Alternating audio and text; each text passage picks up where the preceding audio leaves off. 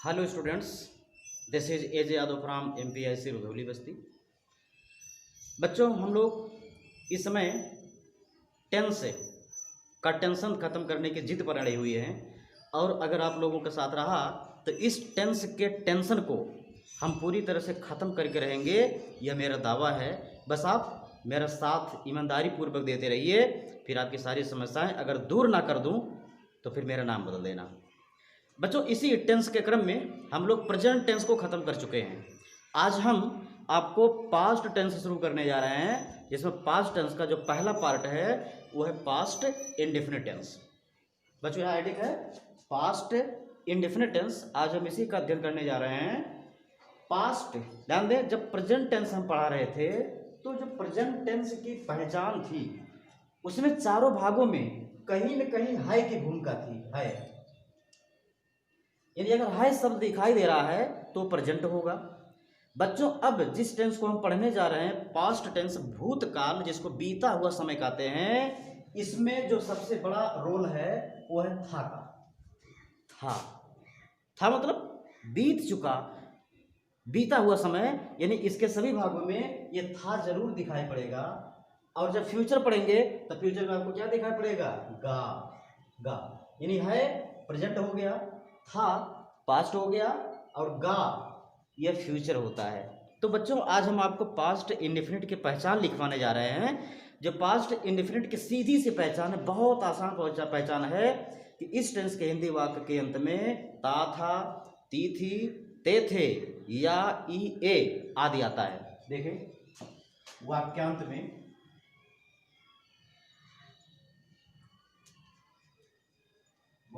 में ता था, ती थी,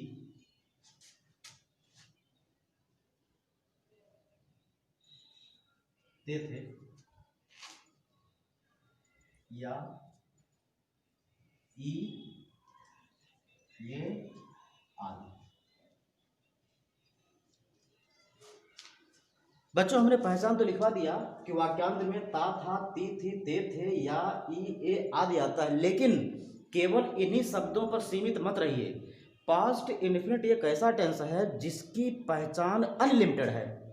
इसको हम शब्दों में पिरो ही नहीं सकते हैं। इसकी पहचान का दायरा बहुत बड़ा है जिसको हम केवल समझ सकते हैं, हम इसे एक्सप्लेन नहीं कर सकते हैं। केवल इन्हीं शब्दों से पास्ट इंडेफिनिट नहीं होता है। जैसे मान लीजिए लिखा हो वह लिखा, वह लिखा, ये कौन टेंस है? तो आप कहेंगे इसमें पास्ट इंडेफिनिट का कोई पहचान दिख ही नहीं रहा, था नहीं दिखा है या ई ए नहीं दिखा है, लेकिन it is also past indefinite, यह भी पास्ट इंडेफिनिट है। इसको हम लिख सकते थे वह लिखता था, वह लिखा को लिख सकते थे वह लिखता था, यानी ये अंत में खा आ गया। तो अगर हम इसी शब्दों पर सीमित हो जाएं कि केवल ता था, ती थी, ते थे या ई ए से पास्ट इंडेफिनिट बनता है, तो हमारी सबसे बड़ी भूल होगी। हम इसको अभ्यास के द्वारा समझ सकते हैं कि ये पास्ट इंडेफिनिट होगा या नहीं होगा।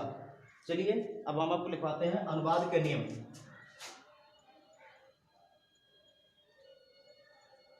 अनुवाद का नियम। देखिए बच्चों, ये सबसे आसान टेंस है। पास्ट इंडेफिनिट जो होता है ये सबसे आसान टेंस माना जाता है। इसमें जो सबसे बड़ी सुविधा आपके लिए है कि आपको कर्ता की कैटेगरी पहचानने की कोई ज़रूरत नहीं है। अब वो चाहे फर्स्ट कर्ता हो, चाहे सेकंड हो, चाहे थर्ड हो, चाहे जिस प्रकार का कर्ता हो, चाहे जिस वचन का कर्ता हो, सबके साथ हम एक समान व्यवहार करते हैं। ये सबसे बड़ी अच्छी बात है। आपको कैटेगरी पहचानने की कोई ज़रूरत नहीं है। तो इसमें अनुवाद के दो नियम बनेंगे। जिस प्रकार आपने सिंपल प्रेजेंट में पढ़ा था, यानी प्रेजेंट इंडेफिनिट में पढ़ा था, दो नियम, एक साधारण के लिए बनता था और एक अफर्मेटिव नेगेटिव के लिए। तो जरा इसका दो नियम देखें। नंबर आपका जो पहला नियम बनेगा साधारण वाक्य।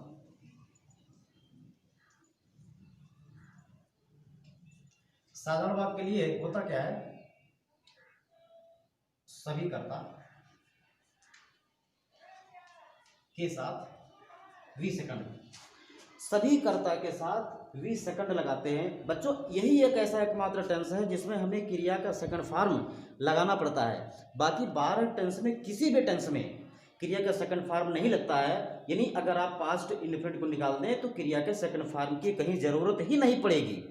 एकमात्र ऐसा टेंस है जिसमें हमें क्रिया का सेकंड फॉर्म लगाना होता है, बाकी किसी में सेकंड फॉर्म नहीं लगता है। फर्स्ट फॉर्म लगता है 3 जगह, थर्ड फॉर्म 3 जगह लगता है, और आईएनजी फॉर्म 6 जगह लगता है।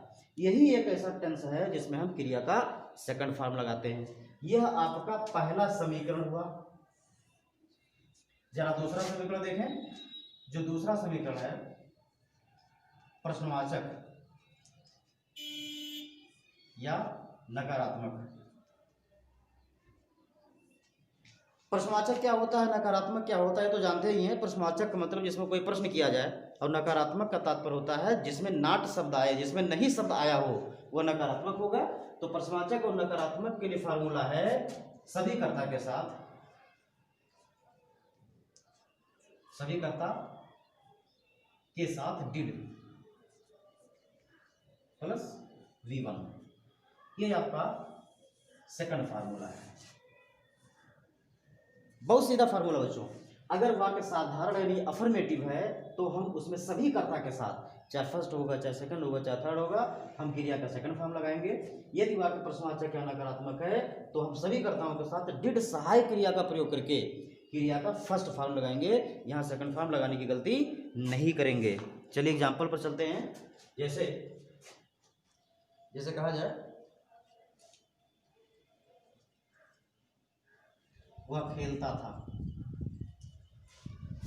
बच्चों हमें अनुवाद करना हो वह खेलता था, तो सिंपल सी बात है, हम किसी वाक्य का ट्रांसलेट करने के लिए सबसे पहले कर्ता चुनते हैं, और कर्ता चुनने की विधि आपको बताया है कि जिसके द्वारा कार्य किया जाता है वही कर्ता होता है। इसमें अगर पूछा जाए खेलने का काम कौन कर रहा था, आप कहेंगे वह है। यही वह शब्द करता है, यानी वह के लिए हो जाएगा ही। इसमें क्रिया क्या है, प्ले।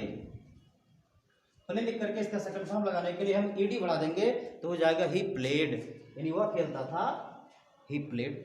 बहुत आसान। अगर यहाँ कोई करता होता, तुम खेलते थे, यू प्लेड। मोहन खेलता था, मोहन प्लेड। सोहन और मोहन खेलते थे तो सोहन एंड मोहन प्लेड। यानी यहाँ कोई भी करता होगा, हमें क्रिया का सेकंड फॉर्म लगाना है। अगला देखें, मैंने एक पत्र लिखा। मैंने एक पत्र लिखा। अब इसमें पूछा जाए करता क्या है, मैंने का मतलब आई होता है। मैंने का मतलब आई, किसने पत्र लिखा, मैं पत्र लिखा, तो आई हो गया। अब आई के साथ हमें, ये वाक्य सिंपल है, दोनों वाक्य सिंपल थे, इसमें हमने पहला फार्मूला लगाया है। पहले फार्मूले के बाद हमने क्रिया का सेकंड फॉर्म लगाया है, यानी आई लिखने के बाद हमें लिखना का सेकंड फॉर्म। तो सेकंड फॉर्म बच्चों आपको याद करना पड़ेगा। सेकंड फॉर्म बिना याद किए आप पास्ट इंडेफिनिट को ट्रांसलेट नहीं कर सकते। Right form of the verb, three form of the verb, यह आपको अच्छी तरह से याद होना चाहिए, तो ही हम टेंस पढ़ पाएंगे। और right form of the verb आप कैसे याद करेंगे, ये आपका काम है। आप कोई भी किताब लेकर के आप क्रिया की सूची बना लीजिए, या ऐसे ही अभ्यास करते जाएंगे तो आपको थर्ड फॉर्म याद होता जाएगा। जितने अभ्यास करेंगे उतना ज़्यादा याद होगा। तो यहाँ देखिए, हमने लिखना का सेकंड फॉर्म लिखा, wrote, I wrote a letter. मैंने एक पत्र लिखा, इसका अनुवाद बन गया आई रोट ए लेटर। अगला देखें, कुत्ते कल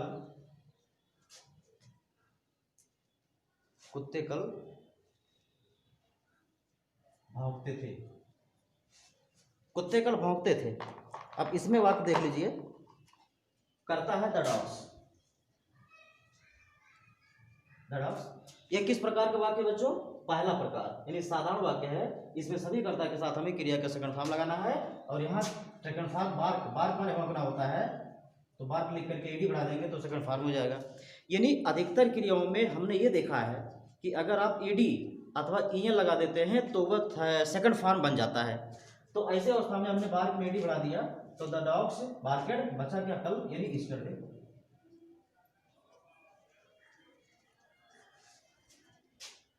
द डॉग्स बार्क्ड ईस्टरडे। अगला देखें, रमेश किताब खरीदा। रमेश किताब खरीदा। अब हमें इसका अनुवाद करना है, तो यहां भी पहले कर्ता चुनिए। कर्ता हो जाएगा आपका रमेश।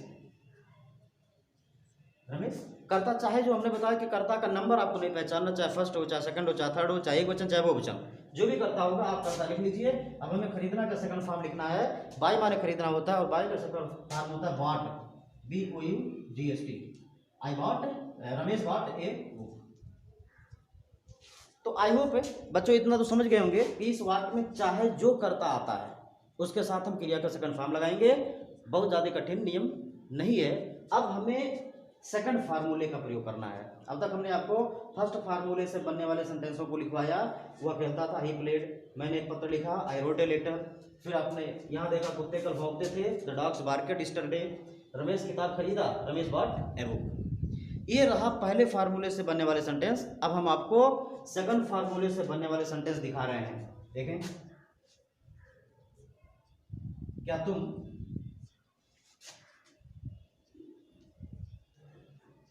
खेलते थे? क्या तुम खेलते थे? इस वाक्य का हमें अनुवाद करना हो। बच्चों शायद साइनिंग आ रही होगी, ध्यान से देखिएगा। क्या तुम खेलते थे? तो आपको बताया गया था जब किसी वाक्य में क्या सबसे पहले लगा होता है तो उस टेंस की सहायक क्रिया को हम सबसे पहले लिख देते हैं। आप जानते हैं कि उस टेंस में इकलौती सहायक क्रिया लगती है एंड दैट इज डिड। वो सहायक क्रिया क्या है? डिड है। तो इसमें भी बिना कर्ता का सिलेक्शन किए हम सबसे पहले आप डिड लिख देंगे, क्योंकि इसमें कोई और सहायक क्रिया तो है ही नहीं। डिड ही इकलौता हेल्पिंग वर्ब है जो सभी कर्ताओं के साथ सेट करना है। तो डिड लिख करके हम कर्ता लिखेंगे यू, डिड यू हो गया। अब हमें यहाँ देखें, जब प्रश्नवाचक का नकारात्मक होता है तो डिड लगता है, लेकिन क्रिया का मूल रूप लगेगा। अब क्रिया का फर्स्ट फॉर्म अर्थात यहाँ खेलना की जो अंग्रेजी है उसी को लिख देंगे, उसमें कोई सेकंड फॉर्म नहीं लगाएंगे। डिड यू प्ले, बेहद आसान, डिड यू प्ले। अगला देखें, क्या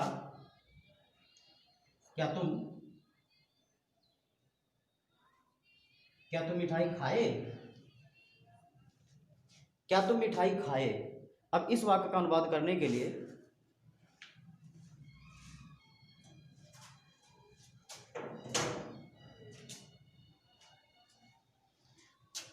क्या तुम मिठाई खाए, इस वाक्य का अनुवाद करने के लिए सबसे पहले हम लिखेंगे डिड, करता हो जाएगा यू। डिड के बाद हमें यू लिखना होगा। अब हमें क्रिया इसमें क्या है? खाना। तो खाना का ईट होता है, इसका कोई सेकंड फॉर्म नहीं लगाना होगा क्योंकि डिड लग गया है। तो did you eat the sweets, did you eat the sweets, did you eat the sweets. तो जब भी कभी क्या पहले आएगा तो हमें डिड को सबसे पहले लगा देना है। यही इसका सबसे बड़ा सूत्र है, इससे ज़्यादा आपको कुछ बताने की आवश्यकता नहीं है। अब देखें, ऐसा प्रश्नवाचक वाक्य जिसमें क्या, कब, क्यों बीच में आता हो। जैसे देखें, तुम कहाँ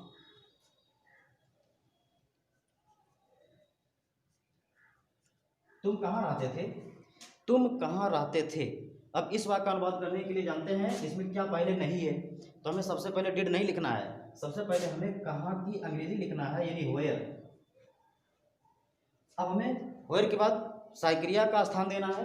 तो सहायक क्रिया को स्थान देने के लिए आप यहाँ डिड लिख दीजिए। वेयर डिड, करता हो जाएगा यू, और रहना का अंग्रेजी हो जाएगा लिव। अंत में प्रश्नवाचन, वेयर डिड यू लिव? तुम कहाँ रहते थे, वेयर डिड यू लिव। अगला देखें, रोगी कैसे, रोगी कैसे मरा, रोगी कैसे मरा। अब हमने अभी बताया था कि पास्ट इंडेफिनिट की पहचान अनलिमिटेड है। इसे सीमित शब्दों पर हम नहीं पहचान सकते हैं। इसमें देखिए या ई ए या ता था तिथि नहीं आया है, लेकिन ये पास्ट इंडेफिनिट ही माना जाएगा। इसकी दूसरी वजह है कि ये किसी अन्य टेंस से इसकी पहचान मैच नहीं कर रही है। तो ऐसी अवस्था में हम सबसे पहले लिखेंगे कैसे की अंग्रेजी, और कैसे का अंग्रेजी होता है बच्चों हाउ। के बाद सहायक क्रिया लगाना है हाउ डिड, और रोगी का हो जाएगा था patient, PATIENT, patient, die, DIE, अंत में प्रश्नवाचन, how did the patient die. एक बार और देखें,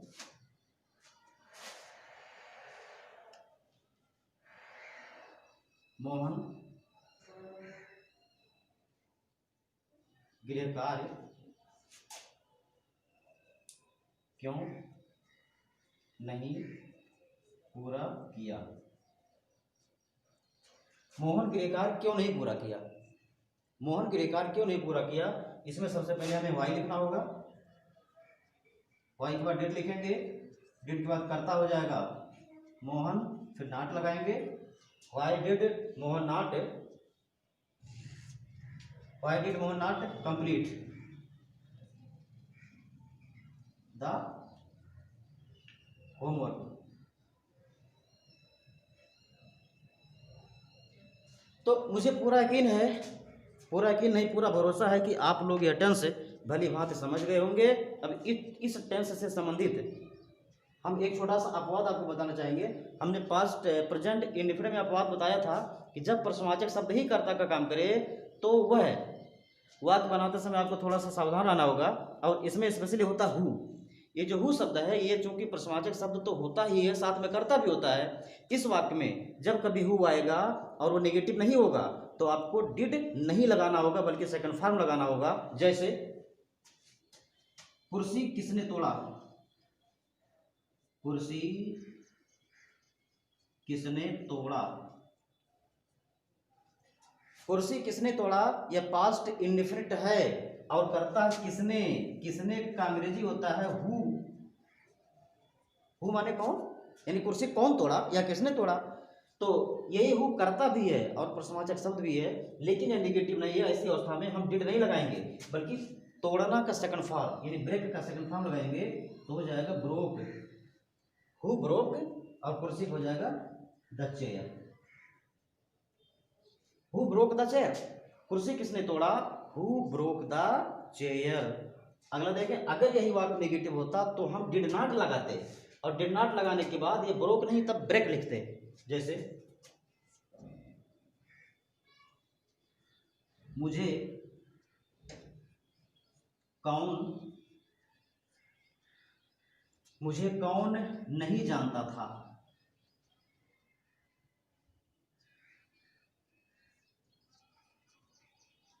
मुझे कौन नहीं जानता था।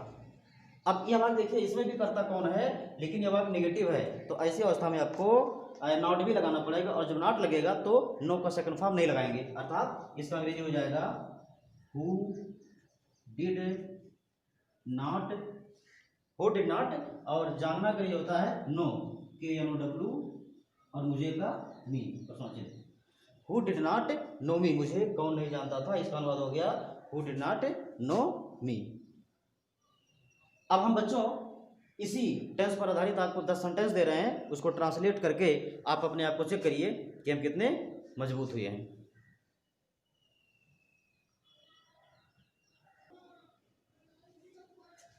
तो बच्चों आपको जो 10 वाक्य बताए गए हैं वो देखें। पहला वाक्य, राम किताब पढ़ता था, बेहद आसान, पहला फार्मूला लगाएंगे साधारण वाक्य का। तुम पत्र लिखते थे, यह भी पास्ट इंडिफिनिट है, सीधा सा फार्मूला है। रमेश क्या खाया, यह इंट्रोगेटिव वाला फार्मूला यानी फार्मूला नंबर 2 लगाएंगे। हम क्यों खाते थे, it is also interrogative and you should apply the rule of interrogative. Ravan को किसने मारा, इट इज ऑल्सो इंट्रोगेटिव, इसमें भी सेकंड फार्मूला लगेगा। और किसने की अंग्रेजी आपको बताया गया था हु होता है, हु माने कौन या किसने।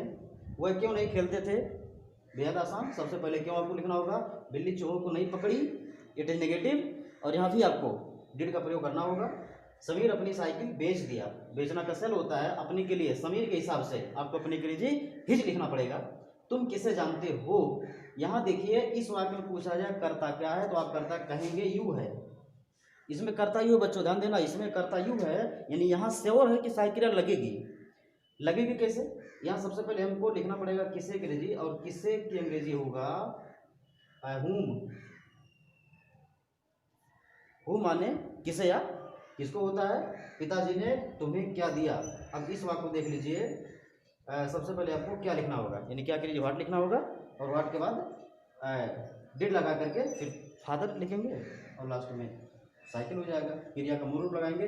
तो बच्चों यह 10 वाक्य आप लोग हल करिए और अपने आप को देखिए कि हम कितने मजबूत हुए हैं। और टेंस से बिल्कुल घबराने की कोई ज़रूरत नहीं है, जब तक हम हैं तब तक इसी क्रम से कल हम आपको 6वां टेंस पढ़ाएंगे। आप लोग लगातार टेंस पढ़ते रहिए, देखते हैं कैसे टेंस नहीं आएगा। धन्यवाद।